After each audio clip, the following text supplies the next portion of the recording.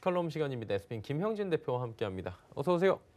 네, 안녕하십니까? 예, 어제 미국 시장 보니까 이게 조정이 나오지 않을까라는 미국도 워낙에 많이 올라왔잖아요. 그러다 보니까 한번 나올 자리인데라고 했는데 200일 이평선 지금 다 뚫어버리고 올라왔어요. 우리나라는 2000선 어제 안착하고 오늘 완벽하게 자리 잡는 모습까지 지금 보여지고 있는데 그러다 보니까 이제 강세장 얘기가 안 나올 수가 없잖아요. 강세장으로 지금 접어들었다고 봐도 되는 겁니까?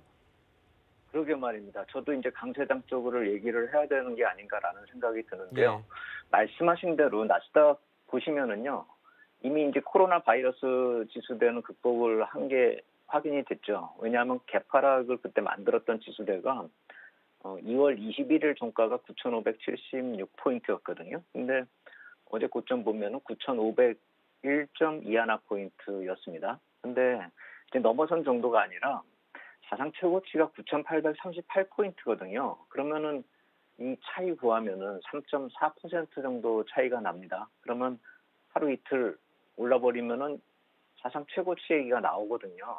그래서 이렇게 되면 이걸 어떻게 해석해야 되는가 좀 그렇게 난감하다 좀 이런 생각도 드는데 S&P 같은 경우는 한 11% 정도 차이가 있습니다. 뭐 우리는 뭐 최고치라고 생각하는 거는 뭐 아직 멀고도 먼 얘기고요. 그래서 나스닥 같은 경우에 흐름에 있어서 저게 만약에 사상 최고치 들어서면은 가능성도 많다라고 생각이 되는데 강세장이라고 얘기할 수밖에 없는 상황이 아닌가 이렇게 생각이 들고요. 그래서 FRB 자산 추이가 계속 늘어나고 있는 건 확인이 되고 있는데 약간 좀 그 강도가 좀 약해졌었다가 다시 늘어나고 있는 그런 모습이거든요. 그래서 한번 이 자산 추이 한번 보면서 연동해서 한번 생각해 볼 필요도 있다라고 생각이 돼서 제가 빨간 박스로 이렇게 표시를 한 곳이 4월에서 5월 초까지 이렇게 둔화되면서 옆으로 이렇게 쭉 탄력이 둔화되던 그 구간인데요.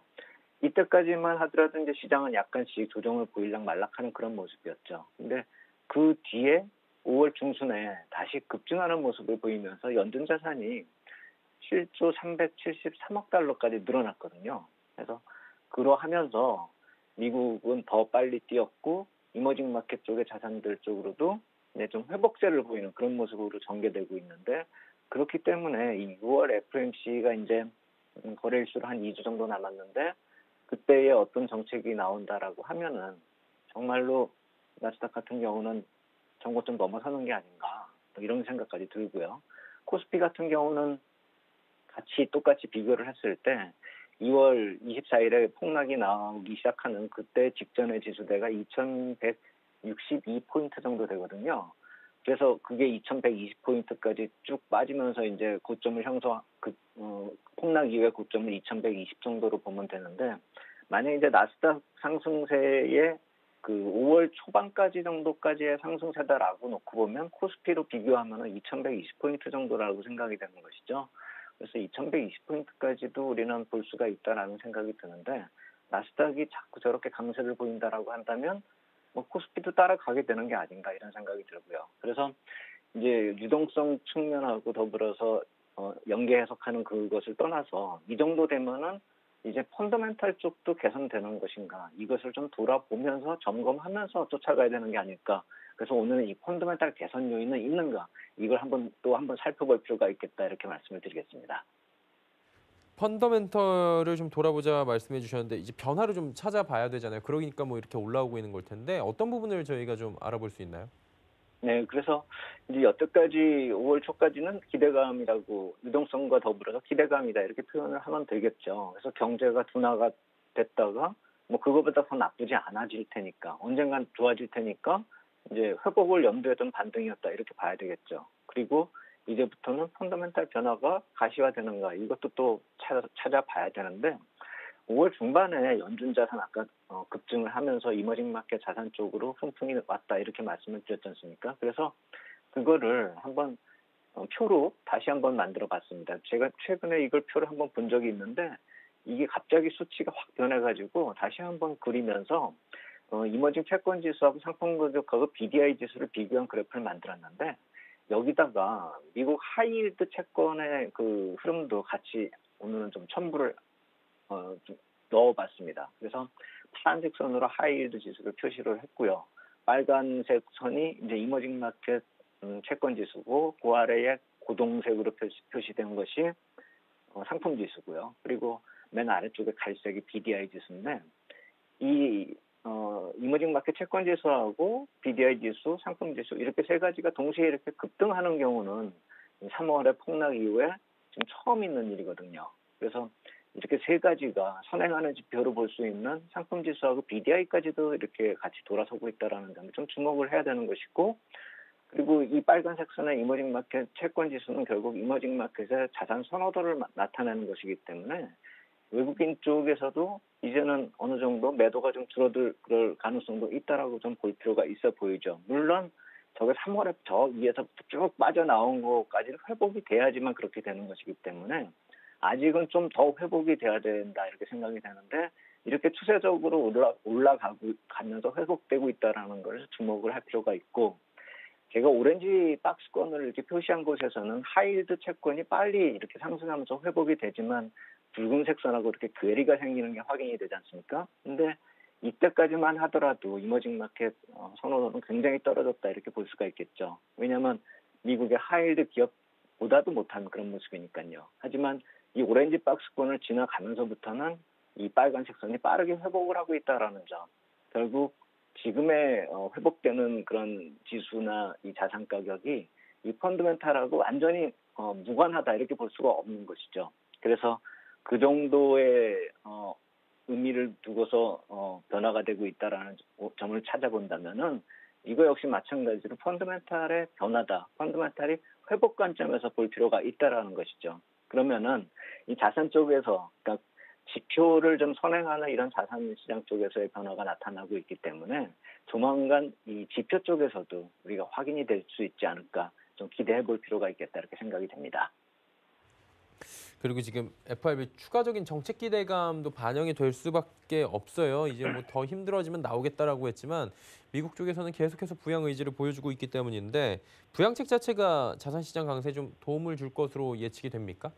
예, 그래서 이제 그게 6월에 이제 기대를 하고, 아까 이제 나스닥이 정말로 이제 뭐 사상 최고 뭐 이런 얘기가 나오는 거하고 맞물려 들어가는 것이 아닌가, 저는 그런 생각이 들거든요. 그래서 이머징 마켓 자산 관련 지표가 회복되고 있다라는 말씀을 드렸는데, 그게 추세적으로 지금 올라가고 있고, 글로벌 유동성 흐름이 미국 쪽에서 그 FRB가 좀 돈을 넣는 속도를 좀 줄이겠다라고는 했지만 중단된 게 아니기 때문에 유동성은 괜찮아지고 이머징 마켓 쪽도 덩달아서 미국 자산 시장하고 그동안에 좀 뒤떨어지던 모습이 회복이 돼가지고 동반해서 올라갈 수 있는 그런 흐름으로 변화되고 있다라는 점이죠. 그래서 이머징 마켓 쪽이 미국 자산 시장 중심에서 좀 이머징 마켓 쪽으로 우호적인 환경이 확산이 될 가능성이 커지고 있다라는 점을 생각을 해봐야 된다는 것이고, 5월까지의 QE가 이제 크레딧 리스크를 해소하는 관점이었다라고 본다면 6월의 추가적인 정책에 있어서는 지금 지표로 나타나고 있는 그런 경기 흐름의 개선이 서서히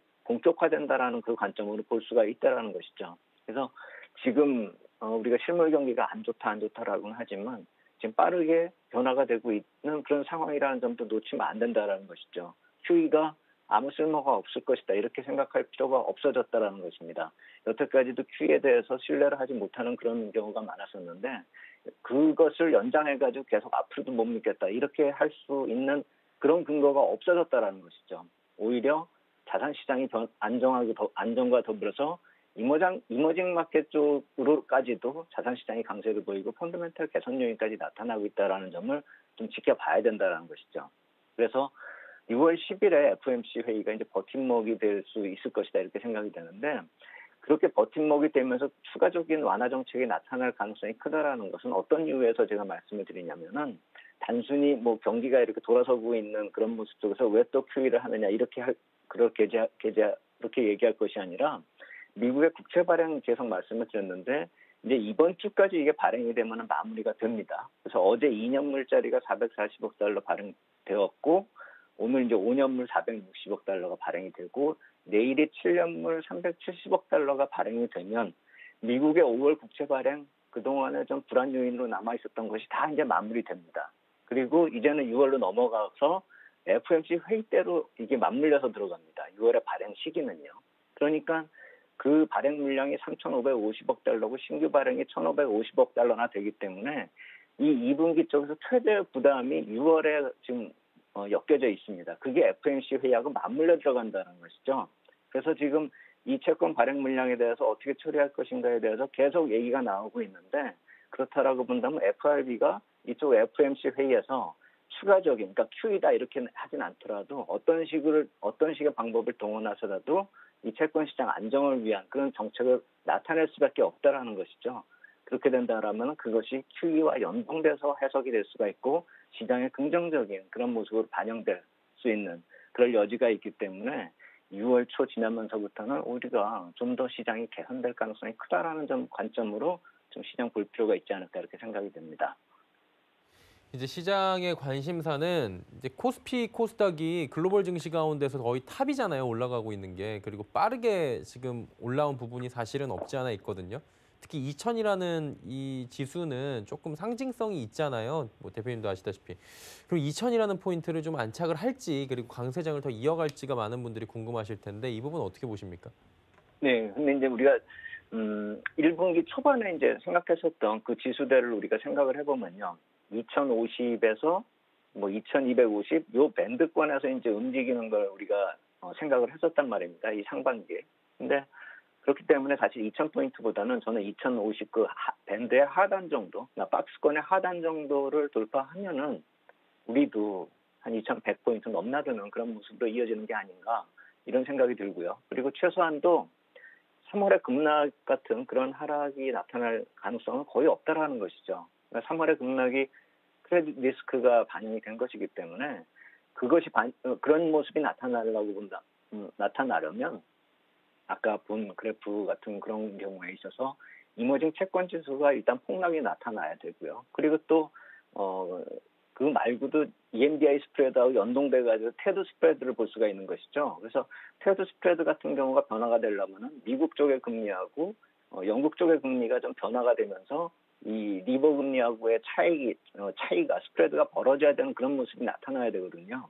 근데 그런 것을 지금 생각할 그럴 계제가 아니라 아까 그와 반대되는 흐름으로 지금 이어지고 있다는 점을 생각해 본다면은 3월에 급락이 나타날 가능성은 거의 없다라고 보시는 게 맞을 것 같습니다. 그래서 특히나 이제 외국인 투자자의 그 파생상품 포지션 쪽하고 좀 연동해서 생각을 해보신다면은 파생상품 시장 쪽에서 지금 선물이나 콜옵션이나 풋옵션이나 모두 다 강세 포지션을 지금 구축하고 있거든요.